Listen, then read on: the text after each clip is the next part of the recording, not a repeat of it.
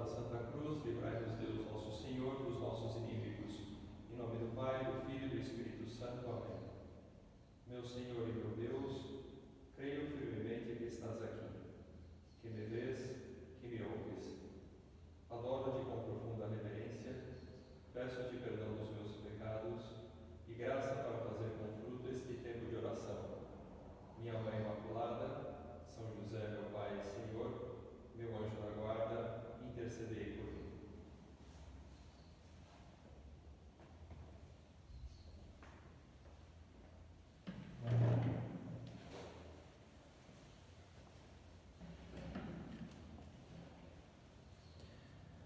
O tema do recolhimento deste mês é amor à verdade.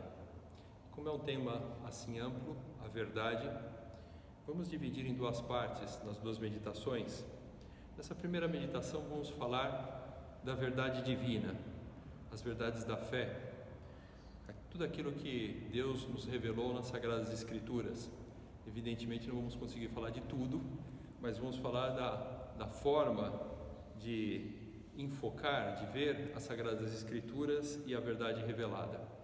E a segunda meditação, então, falaremos de outra verdade, não a verdade divina, mas vamos falar sobre a verdade sobre nós mesmos e sobre as outras pessoas. Podemos recordar aquele diálogo entre Jesus e Pilatos, tão conhecido nosso. O diálogo entre Nosso Senhor e o governador romano é um diálogo que sempre chama a nossa atenção, porque Pilatos está numa posição um pouco estranha, ambígua naquele diálogo. Algumas vezes parece que ele pende a favor de Cristo, outras vezes ele fica com medo das multidões e dos judeus. Em um determinado ponto que nos conta São João, no seu capítulo 18, Pilatos parece que estava buscando um modo de incriminar Cristo. Ele, sentindo a pressão dos judeus, dos fariseus que estavam ali, que queriam a morte de Cristo, mas ele, sendo um romano com uma cabeça jurídica, sabia que ele não podia condenar um homem inocente. Mas ao mesmo tempo, o que transparece, nos dá a impressão que Pilatos vai conversando com Cristo como quem busca um motivo para a condenação. Isso ele pega em algumas palavras que Nosso Senhor pronunciou. Quando Jesus disse: "O meu reino não é deste mundo". Bem, essas palavras deveriam colocar Pilatos numa situação de muita tranquilidade, porque o medo de Pilatos é que Jesus fosse um desses dissidentes, rebeldes, que estava tentando fazer um golpe de Estado contra o poder romano. E quando Cristo fala, meu reino não é deste mundo, Pilatos poderia ficar um pouco tranquilo em relação às ambições políticas de Cristo. No entanto, ele, tomando essa palavra reino, disse, portanto, tu és rei? Pergunta Nosso Senhor. E nesse momento, Jesus diz com toda clareza, tu o dizes, sou o rei, nasci e vim ao mundo para dar testemunho da verdade. Todo aquele que está na verdade, ouve a minha voz. Interessante que Nosso Senhor reconhece diante de Pilatos que ele é rei, e é interessante a causa da sua vinda a esse mundo.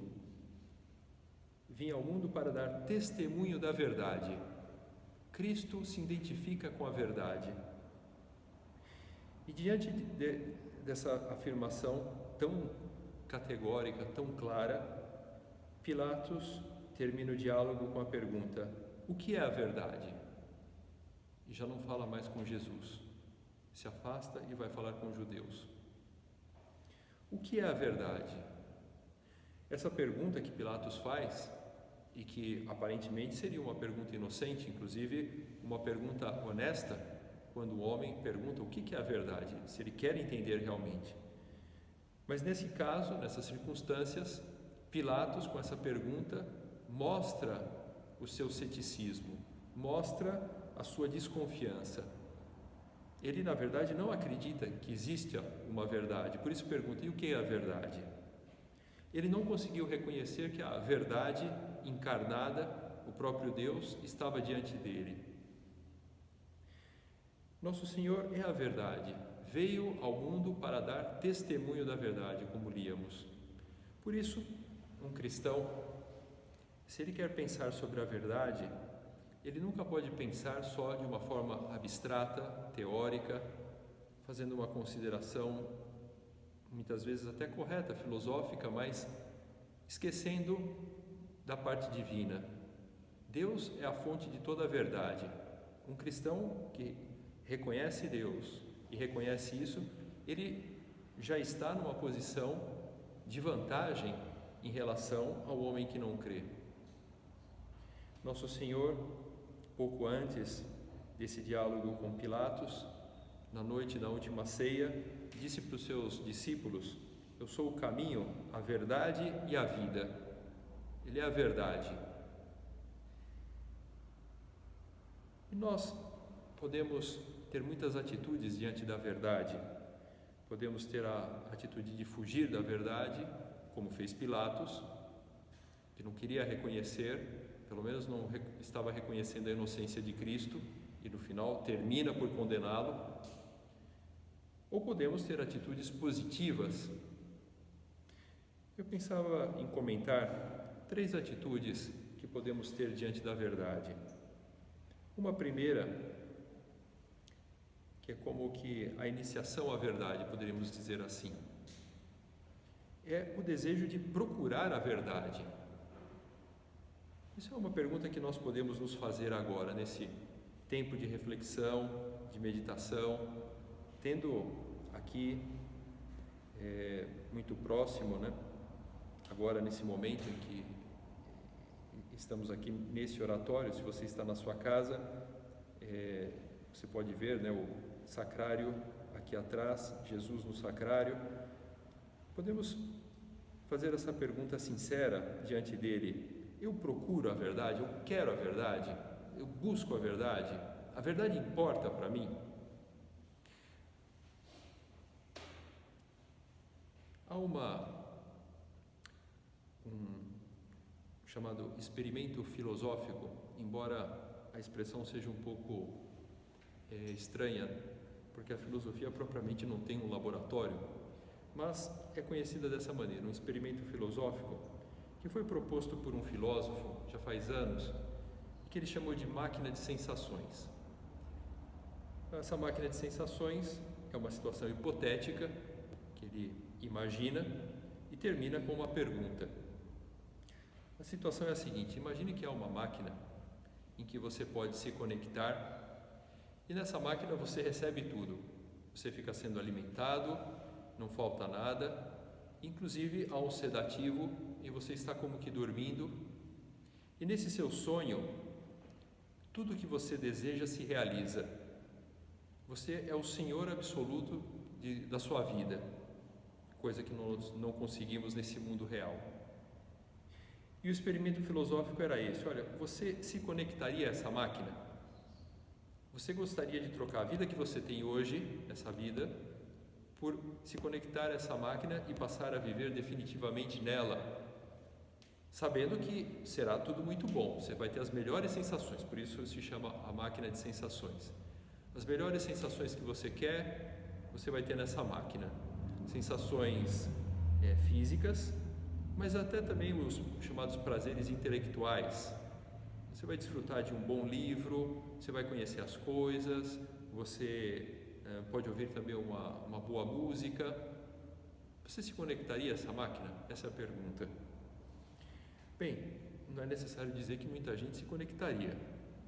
Diante dessa pergunta, quando se fazem avaliações em grupos de pessoas, muitos dizem que sim, muito melhor viver uma vida desse tipo. Agora, muitos outros também dizem que não. E o interessante é o motivo que essas pessoas alegam para não se conectar a essa máquina, que aparentemente só tem vantagens. Mas o que em geral os grupos de pessoas que dizem que não, alegam, é que não trocariam a vida real por estar conectados a uma máquina, já que aquilo não seria verdadeiro, aquilo seria falso. É interessante como o ser humano, ele em geral quer a verdade, ainda que doa. Ele não trocaria a sua vida real, que ele sabe que é verdadeira, por uma vida de ilusão, uma vida que pode ser muito boa, mas aquilo é uma falsidade. Ele quer a realidade, ele quer saber. É próprio do ser humano querer conhecer. Ao menos é assim que Aristóteles abre o livro da Metafísica, dizendo que todos os homens, por natureza, desejam conhecer, desejam saber. Queremos saber a verdade, não a mentira, evidentemente. Então, há um desejo inato no nosso coração de buscar a verdade, de querer. E como que nós damos vazão a esse desejo? Como que nós tentamos satisfazer esse desejo de verdade? Buscamos ou temos medo e fugimos da verdade, como aconteceu com Pilatos? Nosso Senhor, também no Evangelho de São João, ele diz que a verdade nos fará livres, versículo muito famoso. E sabemos que realmente é assim. Uma pessoa que vai conhecendo a verdade sobre ela mesma, sobre o mundo, sobre Deus, essa pessoa vai ficando mais livre. A pessoa que não conhece a verdade, ela vai ficando escravizada por aqueles que inventam a mentira e vão manipulando.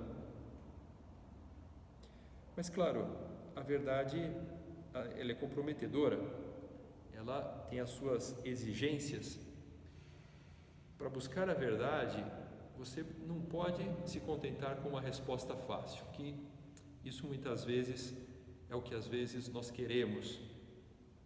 Uma resposta que não responda realmente, mas simplesmente acalme os nossos desejos de saber.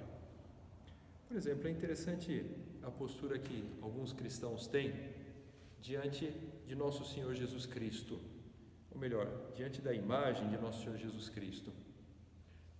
Muita gente por aí fala, repete um discurso, isso no mundo inteiro é uma coisa impressionante, e também passam os anos, décadas, e o discurso continua sendo o mesmo, dizendo que respeitam muito Jesus, que veem que Jesus era um homem bom, que tinha qualidades, que era um bom professor, era um bom mestre, que ensinou a bondade. Se o mundo inteiro fizesse o que ele tinha ensinado, o mundo hoje seria muito melhor. Mas para por aí, não querem reconhecer que Jesus é Deus, aí já seria se comprometer muito. É interessante que esse livro desse escritor inglês, o C.S. Lewis, ele tem esse livro famoso que em inglês se chama Mere Christianity, e depois em português aqui no Brasil tem várias traduções. Uma aqui eu tenho em mãos aqui, eles traduziram, o título ficou Cristianismo Puro e Simples. E esse livro, que é uma delícia de ler, foram programas de rádio da BBC, em que ele fez, também a BBC era muito diferente naquele tempo, nos anos 40. Ele fez uma série de programas de rádio falando sobre a fé e a fé cristã, e depois publicou em forma de livro. E ele comenta essa ideia, essa falácia, essa mentira de dizer que, olha, Jesus era um homem bom, mas para por aí, não reconhece. Ele diz, olha, isso não pode ser. Quer dizer, ou ele era Deus, ou ele não era bom, porque ele falou que era Deus. E se ele não era Deus, ele estaria mentindo. Então, ele coloca a coisa de uma forma assim bastante clara, dizendo, faça a sua escolha. Ou esse homem era e é o Filho de Deus, ou então um louco ou algo pior. Você pode descartá-lo como sendo um tolo, ou pode cuspir nele e matá-lo como a um demônio. Ou então poderá cair de joelhos a seus pés e chamá-lo de Senhor e Deus. Mas não me venha com essa conversa mole de ele ter sido um grande mestre de moral, pois ele não nos deu essa alternativa, nem tinha essa pretensão. Inclusive são as últimas palavras de um dos capítulos. Não me venha com essa conversa mole. O tradutor aqui colocou até uma expressão bastante coloquial brasileira, mas é verdade, é uma conversa mole dizer isso.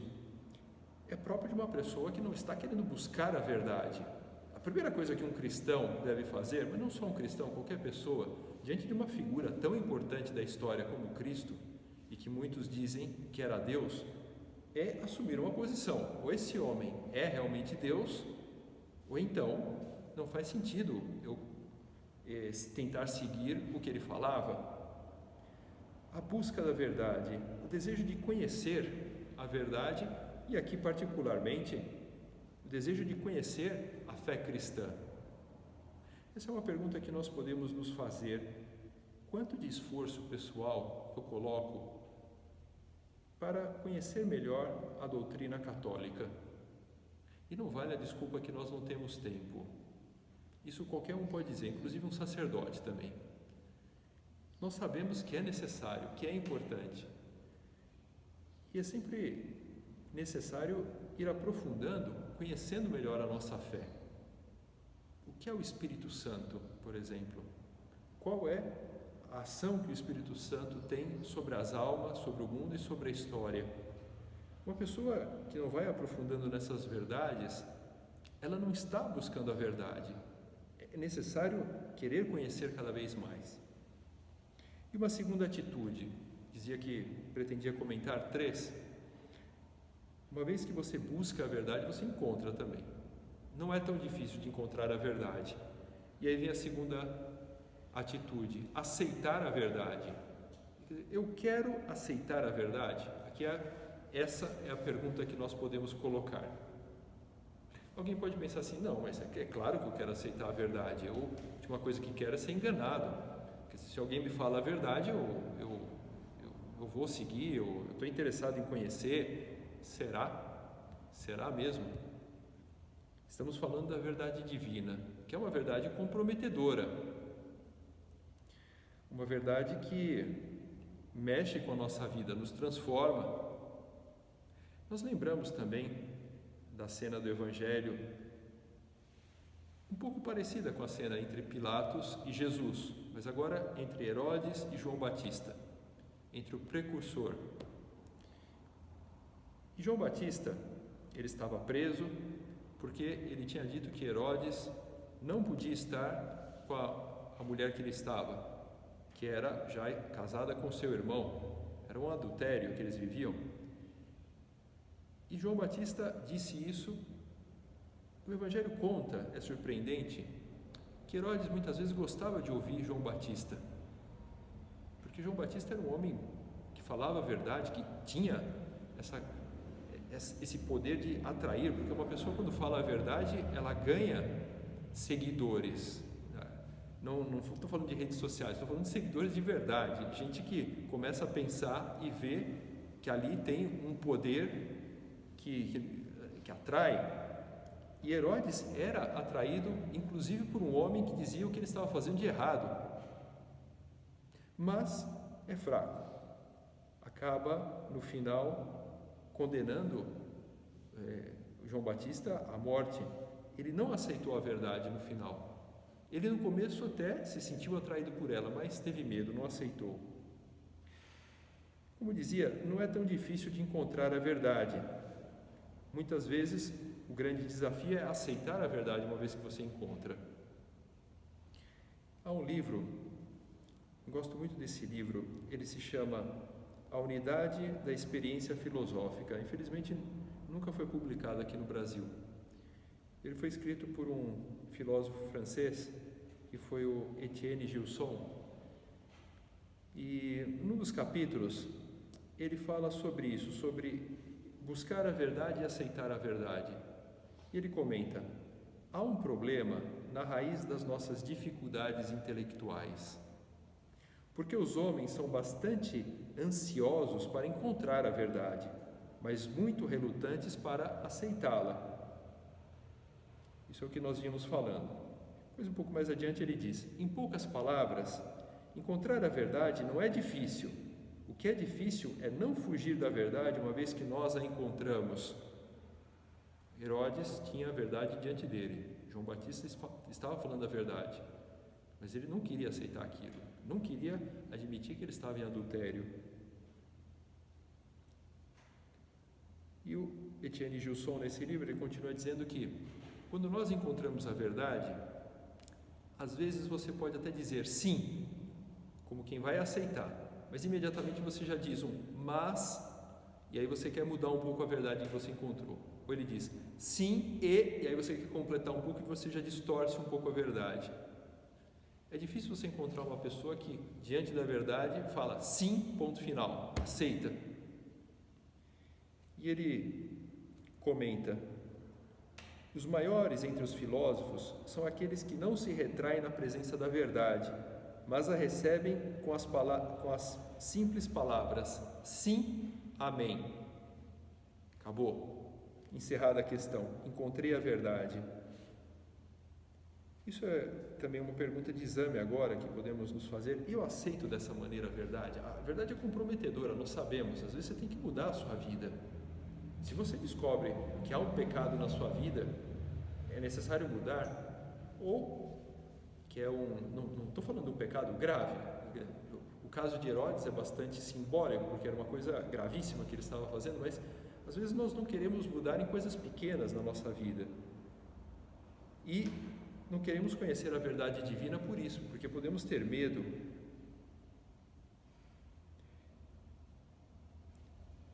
No final do ano passado, foi canonizado em Roma esse santo inglês, John Henry Newman. Foi um cardeal, chegou a ser cardeal, viveu no século XIX, e foi um grande teólogo também. E ele, o que chama muito a atenção na sua vida, além de ser um grande intelectual, foi a sua coragem, porque ele se converteu ao catolicismo no momento em que na Inglaterra era muito mal visto ser católico.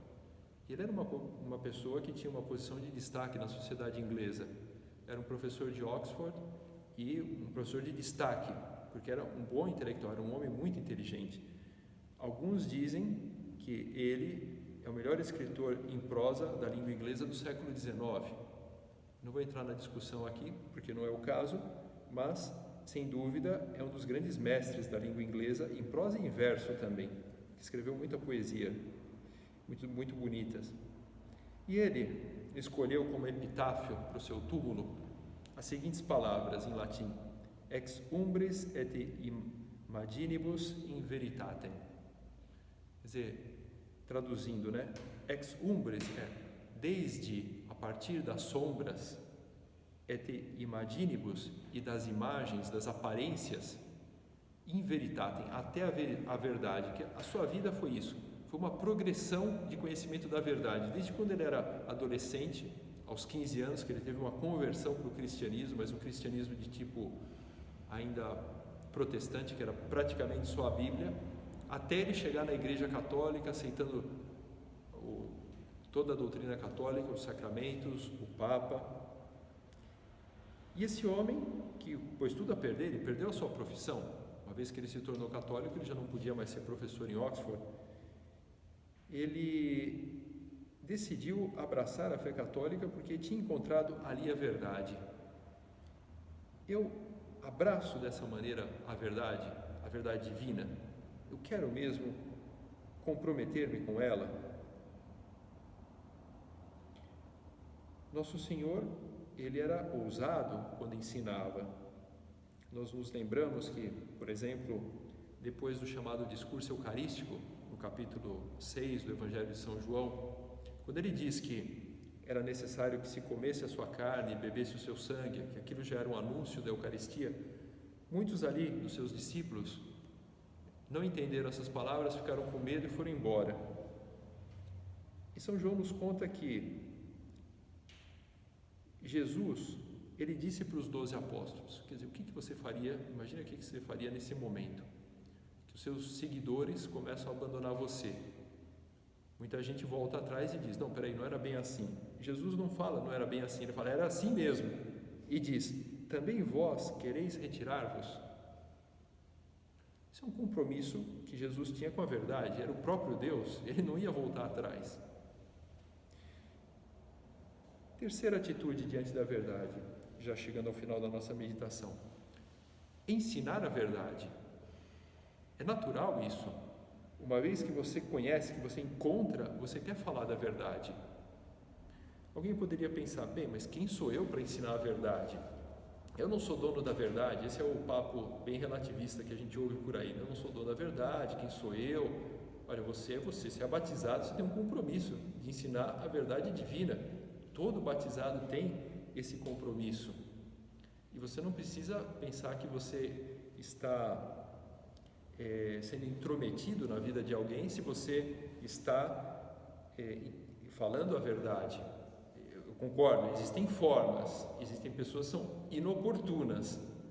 E você tem que achar a forma boa, a forma oportuna. Mas o que acontece, e nós temos experiência disso, muitos de nós, e vemos, passa o tempo, vemos isso de forma mais clara.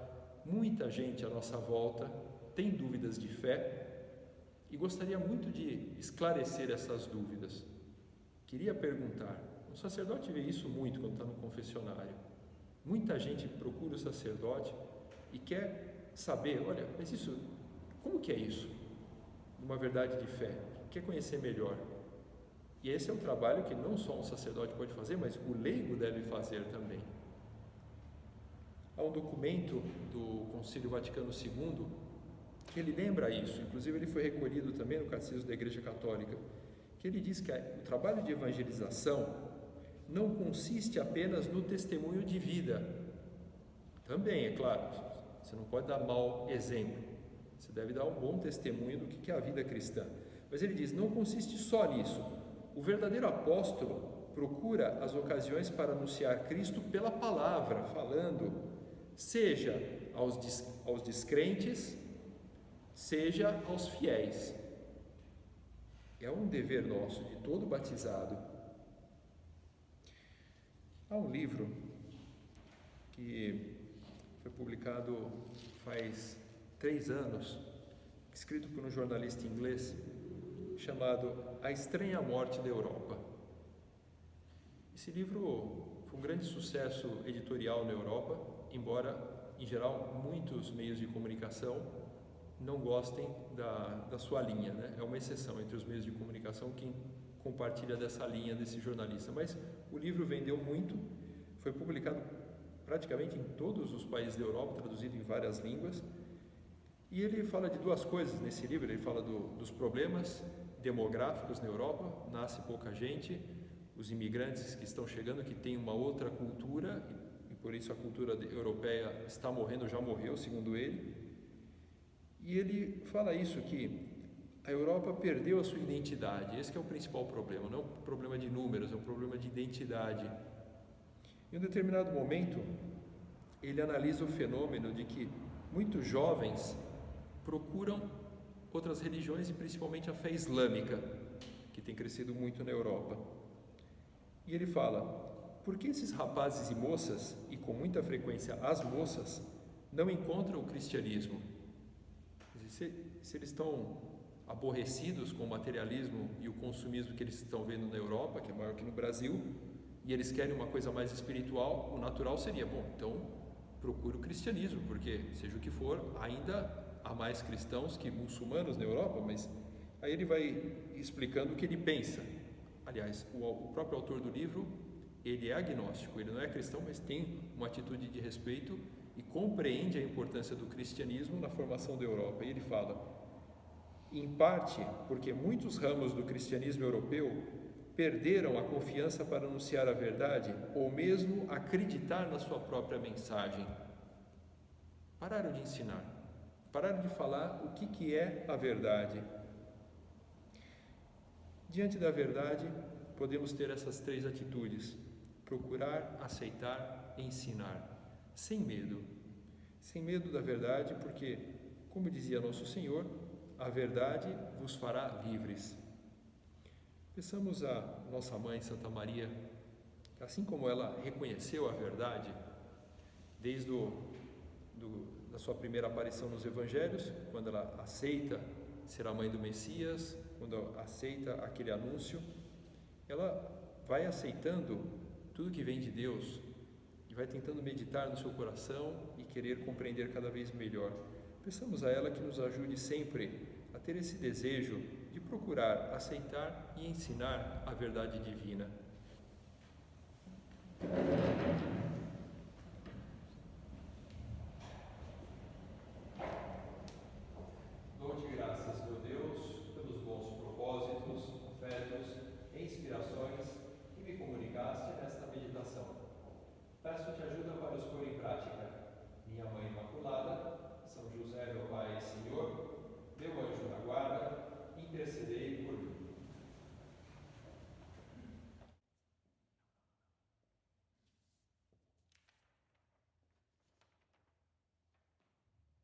Exame. Ato de presença de Deus. Tenho não só confiança em Deus, mas fé nas verdades e nos valores contidos nos ensinamentos de Jesus Cristo e confiados por Ele à Igreja, que os guarda, aprofunda e transmite com autenticidade. Estou consciente de que, como diz a Sagrada Escritura, sem a fé é impossível agradar a Deus.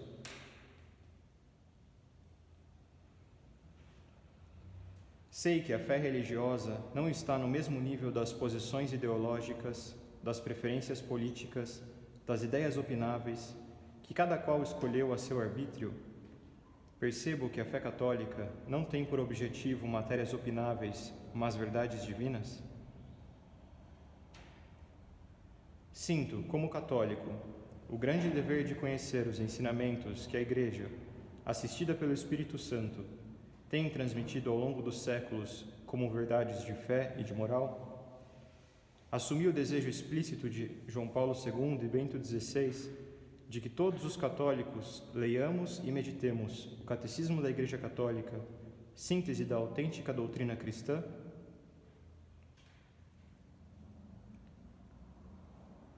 Lembro-me de que Cristo disse aos apóstolos: quem vos ouve, a mim ouve.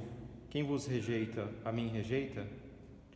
Enfrento, por isso, corajosamente, as pressões do ambiente quando rejeita a verdade de Cristo e defendo com serenidade, sem faltar à caridade com as pessoas, os princípios cristãos, mesmo que muitos à minha volta não concordem.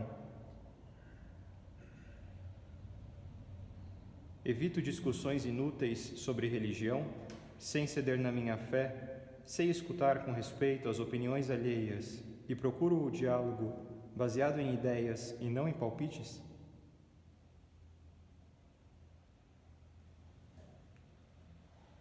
Sou compreensivo com os que não conhecem a verdade cristã? Procuro desculpá-los, perdoá-los se me ofenderam e rezar para que Deus lhes conceda a luz da fé? Tenho como lema o de Santo Agostinho, rejeitar o erro, mas amar o que erra?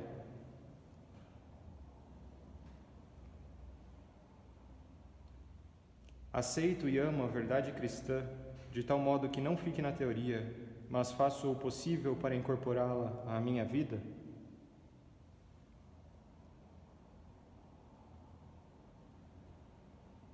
Desejo ser portador da luz da verdade de Cristo a muitos corações? Colaboro de algum modo em trabalhos de formação, programas de aulas de doutrina, catequese para crianças ou adultos? Ensino o catecismo aos meus filhos?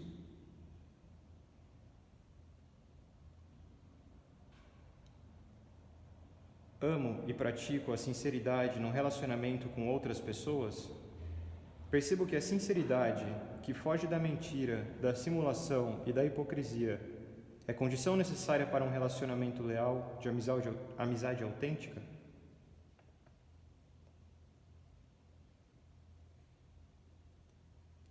Evito a mentira deliberada, ainda que me custe? Consulto um bom orientador quando penso que a justiça me pede não manifestar toda a verdade, ou seja, guardar o devido sigilo, em relação a assuntos que os outros não têm o direito de conhecer?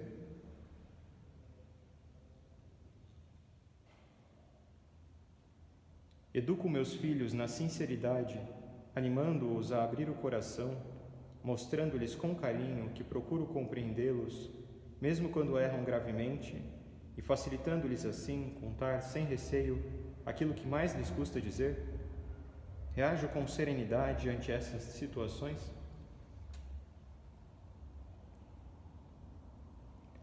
Ato de contrição.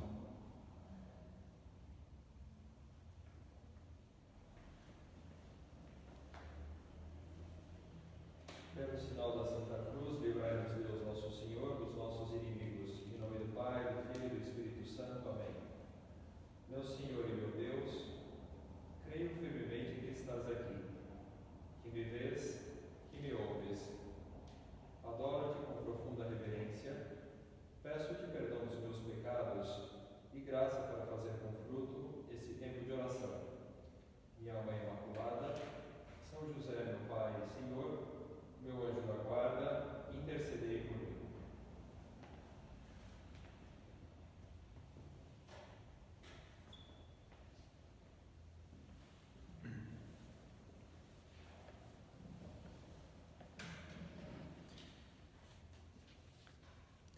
Dando continuidade ao nosso tema, na primeira meditação falávamos sobre a verdade divina e agora vamos falar sobre a verdade em nós mesmos e nas outras pessoas. Quando pensamos na verdade, pode acontecer conosco como acontece com as crianças. As crianças às vezes pensam que a verdade é aquilo que você diz, aquilo que é exterior a você. Ela já sabe que ela não pode mentir para o pai, para a mãe, para a professora, e ela pensa que a verdade consiste nisso. Sempre que perguntarem alguma coisa, ela falar a verdade, ela nunca mentir. Então, quem quebrou o vaso? Então, ainda que custe muito, ela pode dizer, foi o vizinho, ou foi ela mesma, se foi ela que quebrou o vaso. Mas isso não é tudo, sabemos? Até uma ingenuidade, seria infantil da nossa parte pensar que a verdade é isso. A verdade começa em nós mesmos, no nosso interior, quer dizer, em reconhecer a verdade. Na outra meditação falávamos da importância de aceitar a verdade divina, a verdade sobre Deus. Agora trata-se de algo análogo, semelhante, que é aceitar a verdade sobre nós mesmos, quem nós somos. Podemos recordar uma cena do Evangelho que é contada só por um dos evangelistas. O único que relata essa parábola é São Lucas. De qualquer forma, é uma parábola muito conhecida, chamada parábola do fariseu e do publicano. Disse também esta parábola a uns que confiavam em si mesmos por se considerarem justos e desprezavam os outros. Assim introduz a parábola. Desprezavam os outros. É interessante como na nossa vida existe muito pecado de desprezo. Nós, todos os dias, às vezes não notamos como desprezamos as outras pessoas. É claro que o desprezo assim formal, externo, é até uma coisa feia, por isso não fazemos dessa maneira. Às vezes até uma coisa perigosa, porque a outra pessoa também pode ficar ofendida e se irritar. Mas o nosso interior, podemos estar já habituados a ouvir as outras pessoas e pensar, pobre coitado, como é que ele pensa isso? É um absurdo, está completamente enganado. Eu estou com a verdade.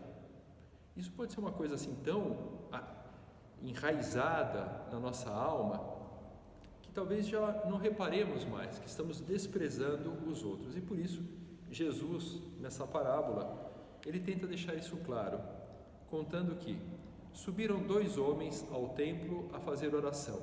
Um era fariseu e o outro publicano. Bem, esses personagens do Evangelho são muito conhecidos. Não custa recordar que o fariseu era aquele que vivia bem a religião, procurava cumprir todas as leis da religião. E o publicano era um cargo do Império Romano que existia não só em Israel, mas em todo o Império Romano.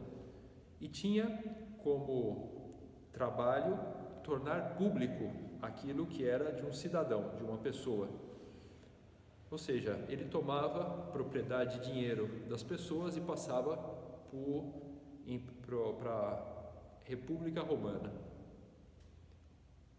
Bem, na verdade, já no momento de Cristo, ele não era uma república, já tinha começado o império, mas de qualquer maneira a palavra se mantinha, era o publicano. E o grande problema é que os publicanos eram odiados em todo o Império Romano, porque em geral eles roubavam, extorquiam mais do que era necessário e mesmo quando cobravam aquilo que era justo, o publicano era sempre visto como símbolo da autoridade romana dominadora. Então sobem esses 2 ao templo para orar e o fariseu de pé orava no seu interior desta forma: graças te dou, ó Deus, porque não sou como os outros homens, ladrões, injustos, adúlteros, nem como este publicano. Jejuo 2 vezes por semana e pago o dízimo de tudo o que possuo. Assim pensava o fariseu. E podemos fazer a pergunta: isso era verdade o que ele dizia? Estritamente sim, tudo que ele falou é verdade. Ele não era adúltero, ele não era injusto, ele não era ladrão,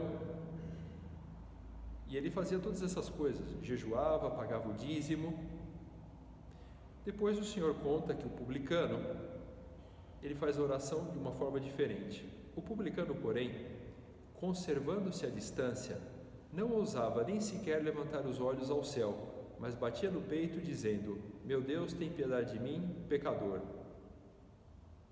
Também é verdade o que o publicano fazia.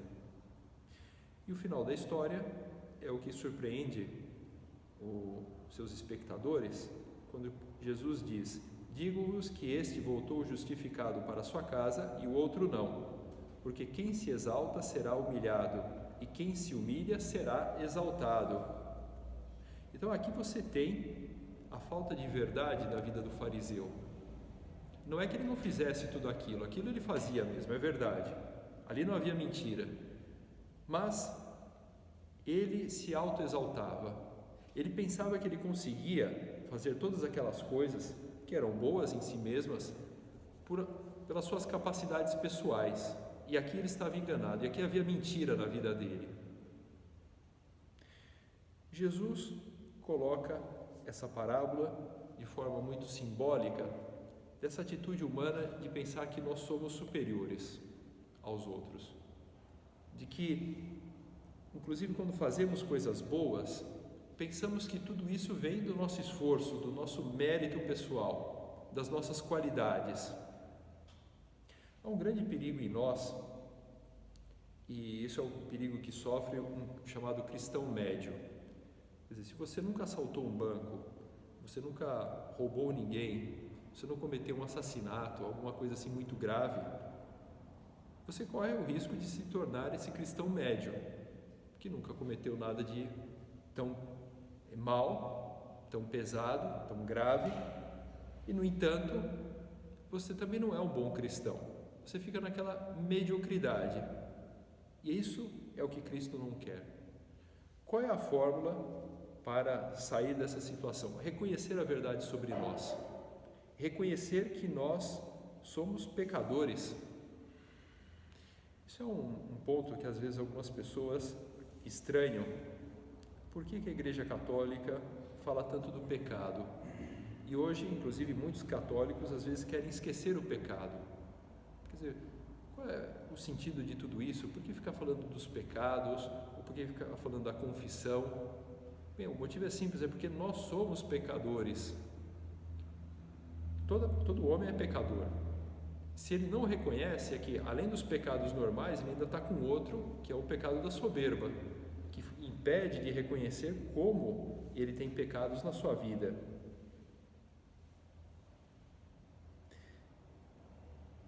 Essa é a pergunta que nós podemos fazer agora a Jesus, com muita humildade, com simplicidade. Jesus, olhando para a minha vida, o que você vê? Você vê na minha vida a atitude do fariseu ou a atitude do publicano? Me ajude a ver. O fariseu, ele estava convencido de que fazia o bem. Eu estou convencido que faço o bem. Mas será que eu estou enganado como ele estava? É esse desejo de chegar à verdade, conhecer a verdade sobre nós mesmos. Não é fácil, sabemos que não.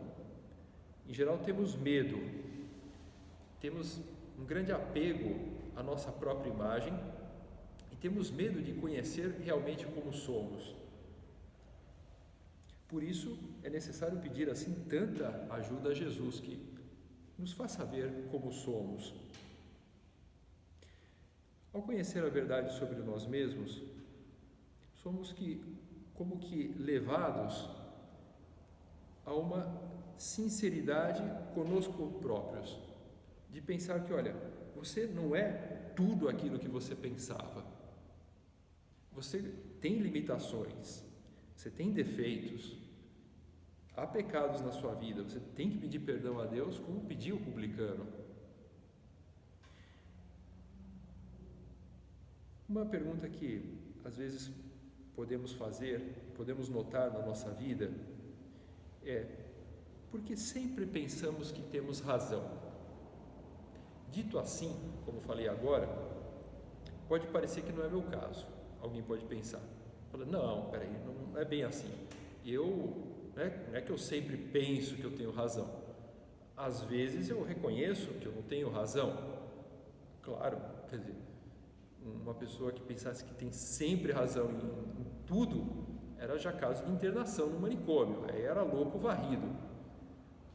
Claro que alguma coisa a gente vai pensar que nós não temos razão, mas em geral são aquelas coisas que não são muito importantes. Eu disse que eu tinha visto uma pessoa, mas eram duas, mas é que eu estava sem óculos. Bom, tudo bem, isso aí são essas bobagens que qualquer um admite. Eu reconheço que um dia eu estava dirigindo e passei no sinal vermelho. Bom, tudo bem. Agora, reconhecer mesmo aqueles defeitos que dão vergonha, aqueles defeitos que só você conhece, ou talvez só naquele âmbito mais familiar dizem de você, isso é difícil. Por que é difícil de reconhecer os defeitos que a sua esposa aponta em você? Ou que talvez um filho aponte em você? Ou talvez no ambiente de trabalho, alguma pessoa, pode ser seu chefe ou pode ser um subordinado, você sabe que ele comenta um defeito seu, talvez ele diga diretamente a você, e por que nós esperneamos? Por que nós não queremos aceitar quando dizem alguma coisa sobre nós e temos a atitude quase imediata de pensar, ele está enganado. Não, olha, é que se o senhor conhecesse a minha esposa, sua esposa eu não conheço, mas essa frase eu já conheço faz tempo. Não, é que os meus filhos, tá, já sei. Eu sei que os seus filhos têm algum problema, como todos os filhos têm problema. Não, mas no meu trabalho, olha só o que meu chefe pensa. Tá, já sei, seu chefe pode pensar alguma coisa absurda, mas você nunca dá credibilidade para o que as outras pessoas falam? Mesmo aquilo que você pensa, olha, eles estão enganados. Sim, mas por que será que eles estão insistindo nesse ponto? Por que será que tanta gente fala que eu sou mandão? Que eu mando e não escuto as pessoas? Será que não tem algum fundo de verdade? Se muita gente está falando isso de você, deve ter algum fundo de verdade.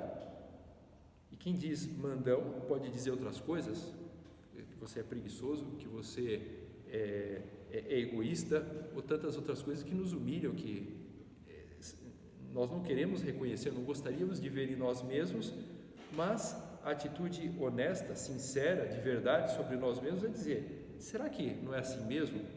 Será que isso que estão falando não é porque acontece?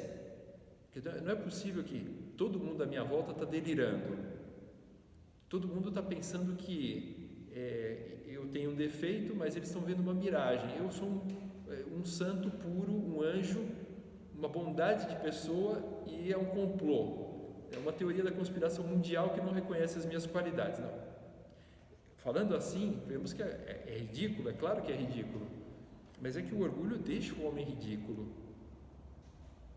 Queremos reconhecer mesmo a verdade sobre nós, devemos pedir ajuda a Jesus.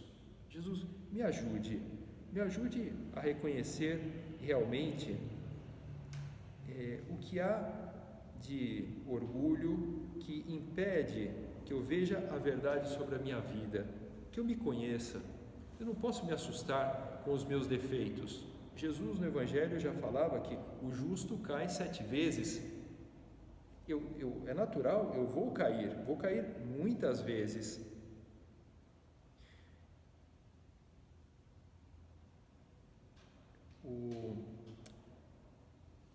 Às vezes pode nos ajudar nesse ponto, quando estamos pensando nessa dificuldade de conhecermos a nós mesmos, se nós observamos o caso dos adolescentes.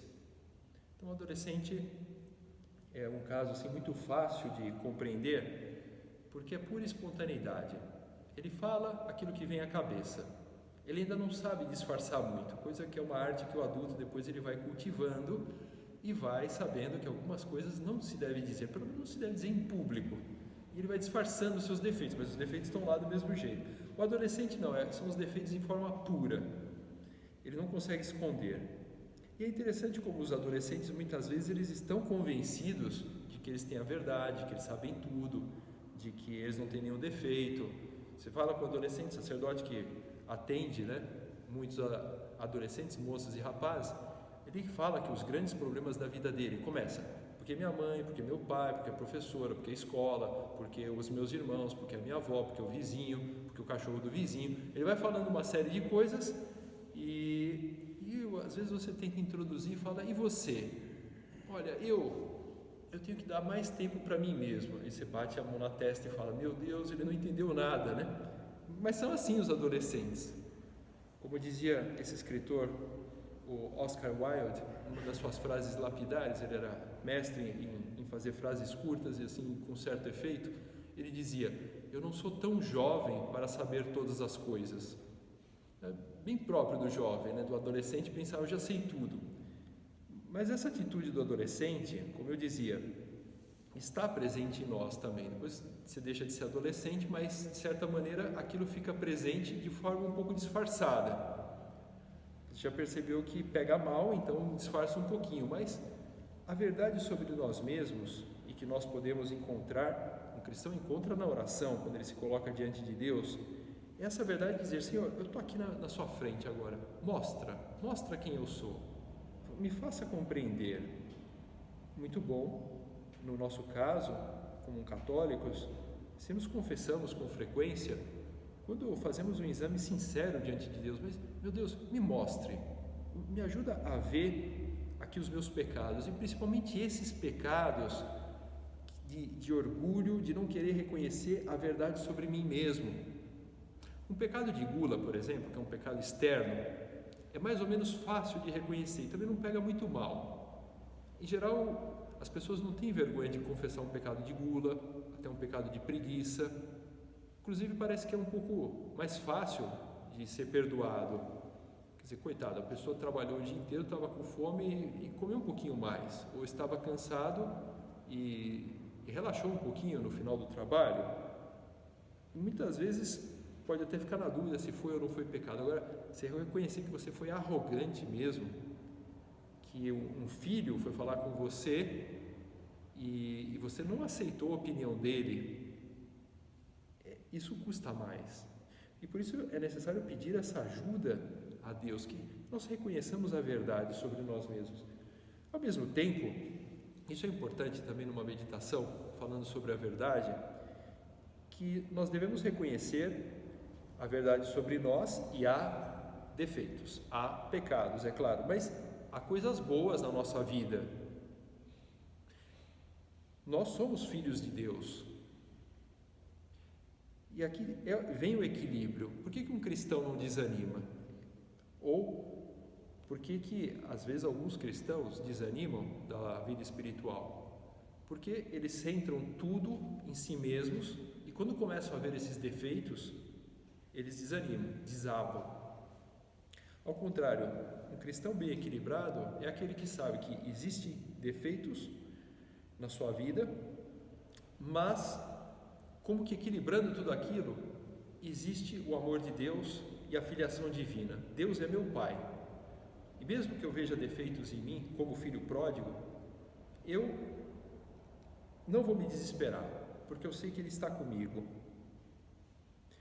São João, na sua primeira epístola, ele fala muito dessa filiação divina, de que nós somos filhos de Deus, e essa é uma verdade essencial sobre nós mesmos. Ele joga no começo da carta, ele fala, se dizemos não ter pecado, enganamo-nos e não há verdade em nós. Então, mais uma vez, o nosso tema, o tema da verdade. Se nós não reconhecemos os nossos pecados, é mentira, não há verdade em nós. Mas mais para frente, ele fala, considerai que amor nos mostrou o Pai, que sejamos chamados filhos de Deus e nós o somos. A mesma carta, esse equilíbrio, somos pecadores e somos filhos de Deus. Essa é a verdade sobre nós mesmos. E agora passemos à verdade sobre as outras pessoas. Terceira parte, então. Primeira meditação toda sobre a verdade de Deus. Falávamos sobre a verdade sobre nós e agora a verdade sobre as outras pessoas. Onde que nós podemos falhar? Alguém pode pensar assim, bem, então agora eu gostei da meditação, porque até agora só estava falando dos meus pecados, dos meus defeitos, agora eu vou poder pensar nos defeitos da minha esposa, dos meus filhos, do vizinho, do chefe. Não, aqui inverte. eu não quero falar dos defeitos deles. Aqui o nosso problema, muitas vezes, é o contrário. É que, assim como nós pensamos que nós temos só qualidades e nós temos razão em tudo, nós pensamos que os outros só têm defeitos e nunca têm razão. E nós temos que fazer o esforço contrário. Se nós queremos chegar na verdade sobre as pessoas, é reconhecer que as pessoas têm valor. Você vai falar assim, não, mas eu reconheço que há valor nas pessoas, eu vejo, né, que uma pessoa uma figura pública, por exemplo, né, um cientista que ganhou um prêmio Nobel, ele tem valor, sim, isso não é difícil de reconhecer. O problema é reconhecer o valor dessas pessoas que convivem conosco e que vemos também os seus defeitos e muitas vezes somos tentados a pensar, bom, essa pessoa não presta. Assim, do jeito que eu estou falando, é um pouco forte, mas às vezes fica como que de fundo na nossa cabeça uma desconfiança, um não querer ver as qualidades boas. E pode acontecer pior. Pode acontecer que começamos a trilhar um caminho que é um caminho um pouco diabólico. Opa, diabólico? Padre, você não exagerou com essa palavra nessa meditação? Não, é isso mesmo. Podemos entrar por um caminho um pouco diabólico. Quando Jesus diz, como já lembrávamos na outra meditação, a verdade vos fará livres, São João nos conta, um pouquinho depois, versículos adiante, que ele diz que o diabo é o pai da mentira. Portanto, quando nós mentimos, quando nós não queremos reconhecer a verdade, no caso, sobre outras pessoas, nós estamos trilhando um caminho diabólico.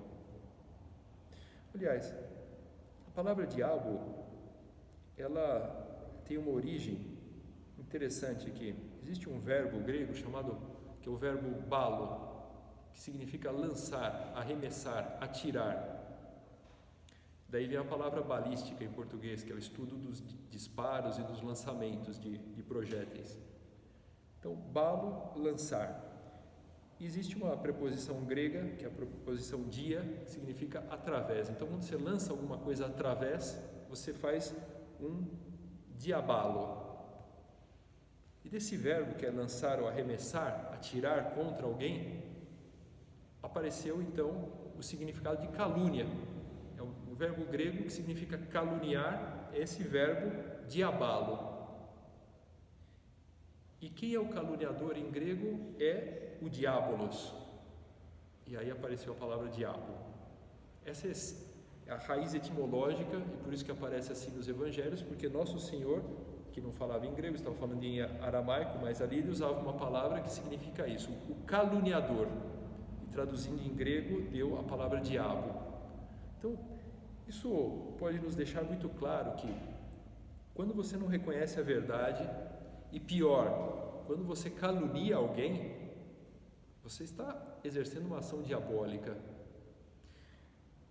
A calúnia é um pecado também muito frequente e que às vezes nós não reconhecemos como calúnia.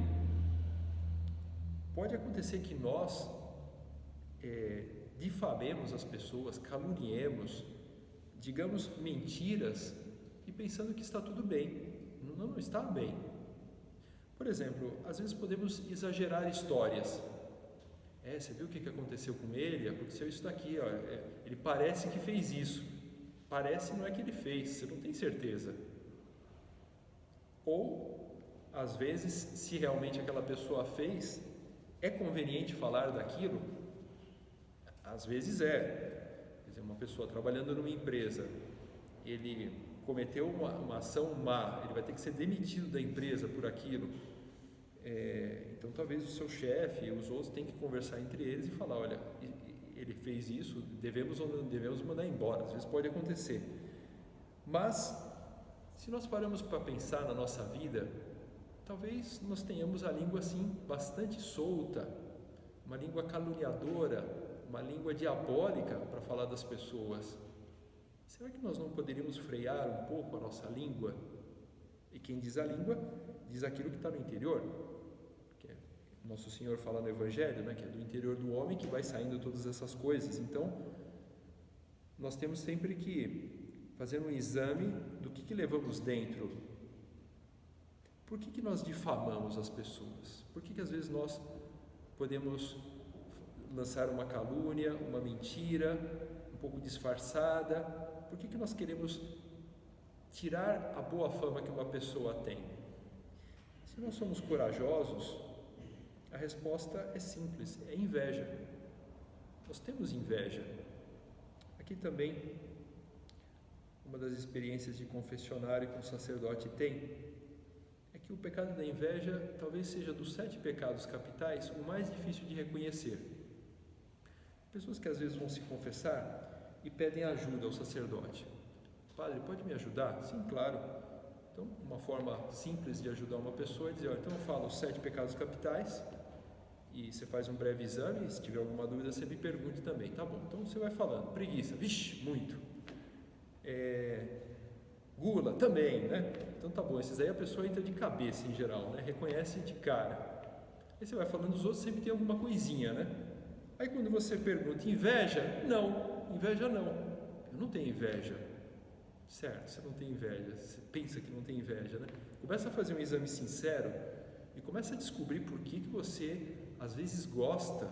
Não é só que você fala, que você sente um prazer assim meio mórbido de falar mal de uma pessoa. Vai numa rodinha de amigos e às vezes solta um comentário negativo e você sente um prazer dentro de você que parece que vai crescendo e te dá um bem-estar aparente, né? Isso vem da inveja, de pensar assim, por que essa pessoa é melhor que eu? Então eu vou destruir essa imagem que os outros têm pensando que ele é bom. Ele não é tão bom assim. Um sentimento bastante diabólico por tudo que nós íamos falando. Sinceridade com as outras pessoas, reconhecer o que há de bom nelas.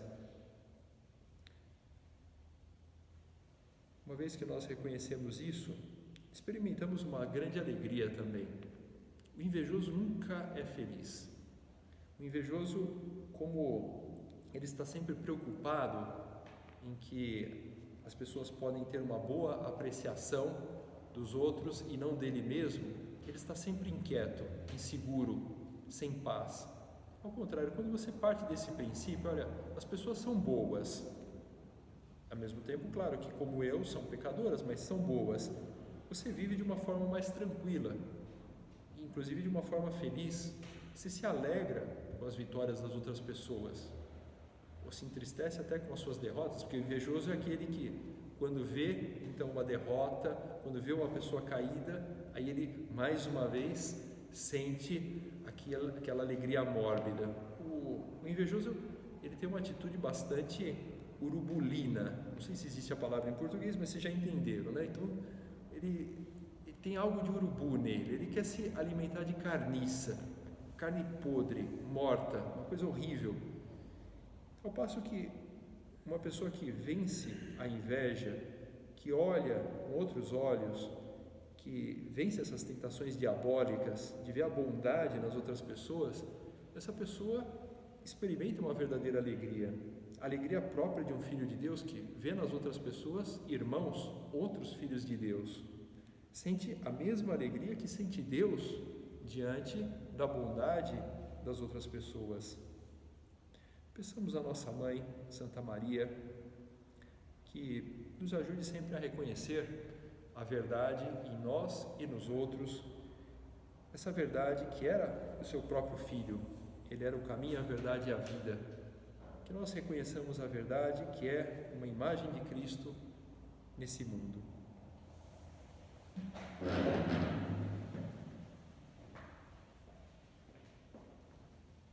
Dou-te graças, meu Deus, pelos bons propósitos, afetos e inspirações que me comunicaste nesta meditação. Peço-te ajuda para os pôr em prática. Minha Mãe Imaculada, São José, meu Pai e Senhor, meu anjo da guarda, intercedei por mim.